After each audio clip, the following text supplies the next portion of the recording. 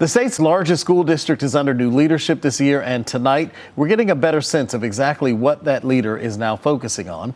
Dr. Robert Taylor started his role as Wake County superintendent just a couple months ago in October. CBS 17's Gilad Malamed is live for us in Cary, where Taylor gave an update on his work to the school board tonight. We're getting close to the end of Superintendent Dr. Robert Taylor's first 100 days with the district. Coming in, he had a 100-day plan with 5 goals. Tonight, we got an update on each of those goals.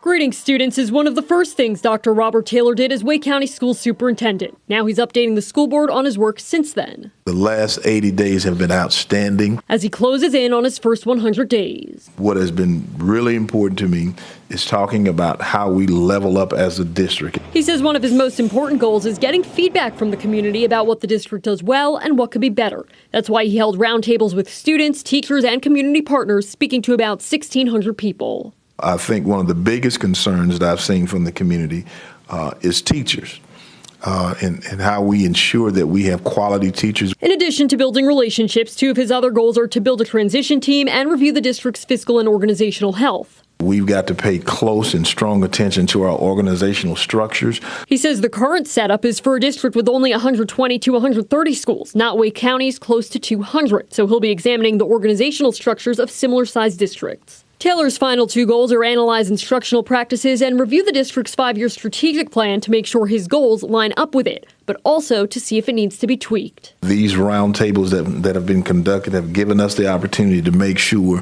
that we are tracking in the right directions and we do have the right components in the strategic plan, and we can go back and make subtle adjustments based on the conversations that we've had. On January 25th, Taylor will give an update to the community on his first 100 days in office. It'll be at Broughton High School, and he expects about 3,500 people to attend. Live in Cary, Gilad Malamed, CBS 17 News. All right, Gilad, thank you. Also new tonight, Wake County School Board has adopted the Parents' Bill of Rights.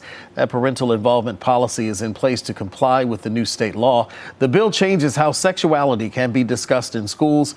It also requires parents to be notified if a student changes their name or the pronouns that they use. It also reinforces a parent's right to view textbooks and materials that are used in schools.